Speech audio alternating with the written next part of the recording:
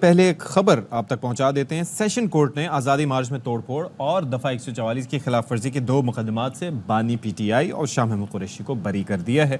عدالت نے اسد عمر، علی محمد خان اور مراد سعید کو بھی بری کر دیا۔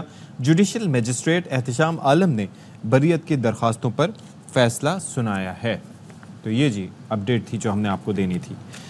جی، جون کا مہینہ ہے اور بجٹ کی آمد ہے۔ ایسے میں ترقیاتی بجٹ کی منظوری سے پہلے پلاننگ ڈویژن سے مشاورت نہ کرنے پر احسن اقبال نے تحفظات کا اظہار کر دیا ہے، اور ذرائع کہتے ہیں کہ وفاقی وزیر برائے ترقی اور منصوبہ بندی سے بغیر مشاورت ترقیاتی بجٹ کی منظوری کا انکشاف ہوا ہے۔ کیسے، کیوں؟ شعیب نظامی بتا رہے ہیں، بتائیے گا جی۔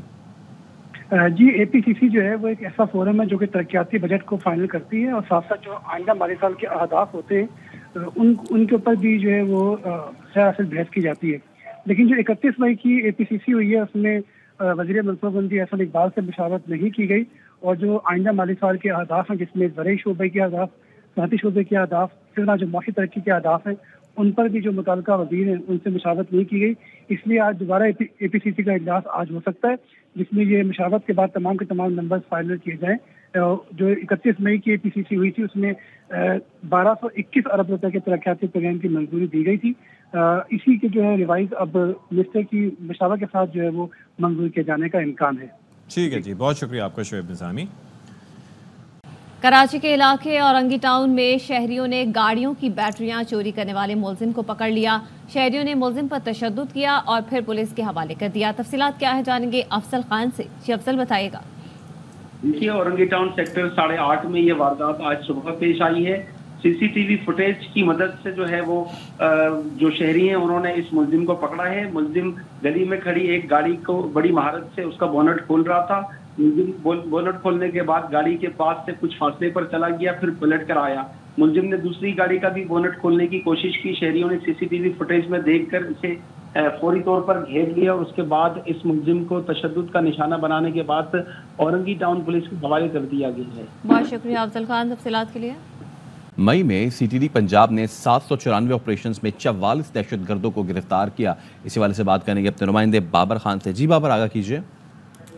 بالکل جی، دہشت گردی کے خدشات کے پیش نظر ماہ مئی میں سی ٹی ڈی نے 794 آپریشن کے دوران 44 دہشت گردوں کو گرفتار کیا ہے۔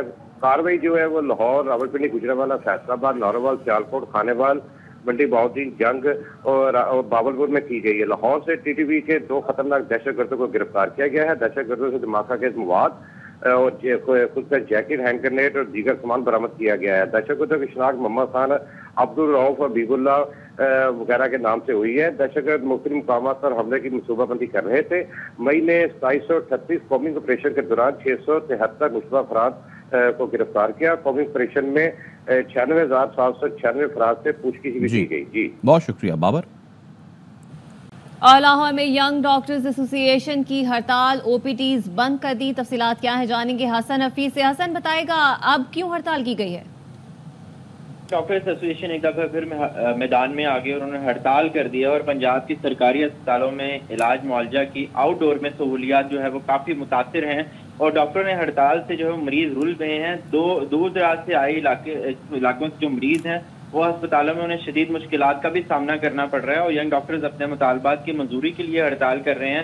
ان کا کہنا ہے کہ تمام ہسپتالوں میں سیکورٹی فراہم کی جائے، ہسپتالوں کی ایمرجنسی میں 15-20 گارڈز متعین کیے جائیں، اور صوبہ میں ہیلتھ کارڈ کا دوبارہ سے اجرا کیا جائے، اور سیکٹری ہیلتھ علی جان کو تبدیل کیا جائے، اور مطالبات کی منظوری تک ان کا کہنا ہے کہ احتجاج کا دائرہ کار ہم بڑھا دیں گے اگر ان کے مطالبات نہ مانے گئے تو۔ بہت شکریہ حسن تفصیلات کے لیے۔ ہیڈ لائنز آپ نے جانی، یہاں پر آپ کو خبر دیں، اسلام آباد ہائی کورٹ نے اسلام آباد میں پی ٹی آئی سیکریٹریٹ کو سیل کرنے اور سی ڈی اے آپریشن کے خلاف درخواست پر فیصلہ محفوظ کر لیا ہے۔ حسین احمد چودھری سے مزید تفصیلات لیں گے۔ حسین، کب تک فیصلہ سنائے جانے کا امکان ہے؟ جی دیکھیں، اسلام آباد ہائی کورٹ کی جسٹس سامن رفت امتیاز نے پی ٹی آئی کی جانب سے جو مرکزی سیکریٹریٹ ہے اس کو سیل کرنے اور سی ڈی اے آپریشن کے خلاف درخواست پر سماعت کی ہے۔ شعیب شاہین عدالت پہ پیش ہوئے، ان کی جانب سے کہا گیا کہ میڈیا کو جو ہے وہ غلط بیان دیا گیا، جبکہ سی ڈی اے کی جانب سے جو نوٹس بھیجا گیا وہ اور ہے عدالت کی جانب سے یہ کہا گیا ہے کہ CDA بار بار وہ ایسی احکامات جو ہے وہ کر رہا ہے اور دونوں فریقین کو جو ہے وہ سن کر کیوں نہیں فیصلہ کرتا. فاضل جج کی جانب سے یہ ریمارکس دیے گئے ہیں کہ CDA کے کئی کیسز میں ہم دیکھ سکتے ہیں کہ CDA کبھی ایک کو نوٹس کرتا ہے کبھی دوسرے کو کرتا ہے. تمام دلائل سننے کے بعد عدالت نے فیصلہ محفوظ کر لیا ہے اور امکان یہ ہے کہ جو مختصر فیصلہ ہے آج شام تک آ جائے گا. جی بہت شکریہ حسین تفصیلات کے لیے.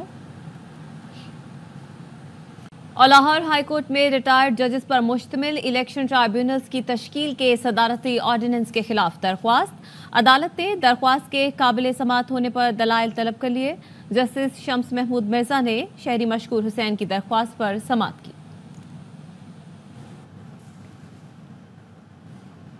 اور لاہور ہائی کورٹ میں ریٹائرڈ ججز پر مشتمل الیکشن ٹرائیبیونلز کی تشکیل کے صدارتی آرڈیننس کے خلاف درخواست. عدالت نے درخواست کے قابل سماعت ہونے پر دلائل طلب کر لیے. جسٹس شمس محمود مرزا نے شہری مشکور حسین کی درخواست پر سماعت کی.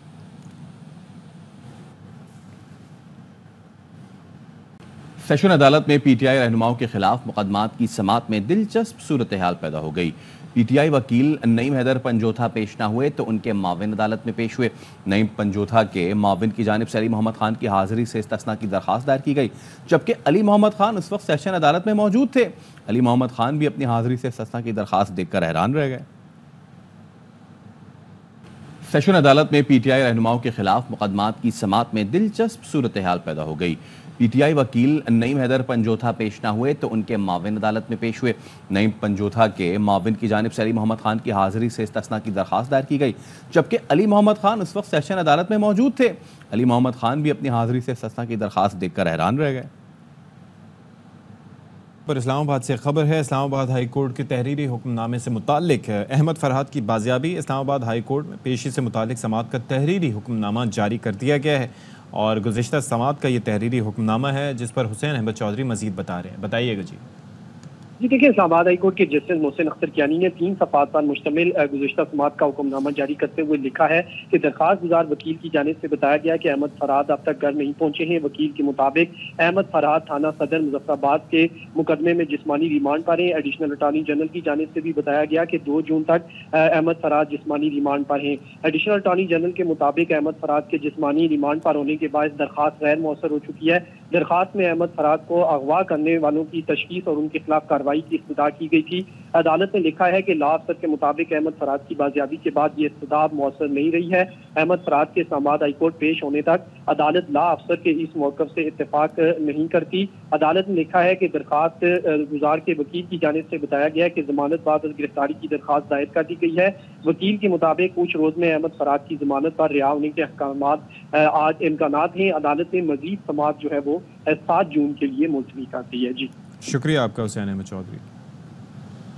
اچھا، مین وائل اس سے پہلے کہ میں پاکستان ٹیم کے پرفارمنس کے حوالے سے بات کروں، جو ایکسپیکٹڈ تھا وہی ہوا. جو ٹیم تھی نمیبیا کی وہ جیت چکی ہے یہ میچ اگینسٹ عمان اور یہ مقابلہ ان کی جانب سے جیت لیا گیا ہے. اور آپ اندازہ کیجئے کہ جو عمان کی ٹیم تھی صرف 10 رنز بنا سکی اور یہ میچ میں انہیں کامیابی حاصل نہیں ہوئی. اور یہ T20 ورلڈ کپ کا یہ تیسرا میچ تھا جس میں نمیبیا نے عمان کو سپر اوور میں شکست دے دی ہے اور نمیبیا کی جانب سے 22 رنز کا ٹارگٹ دیا گیا تھا لیکن عمان کی ٹیم صرف 10 رنز بنا سکی 1 وکٹ کے نقصان پر. تو دے ور کوائٹ ان لکی.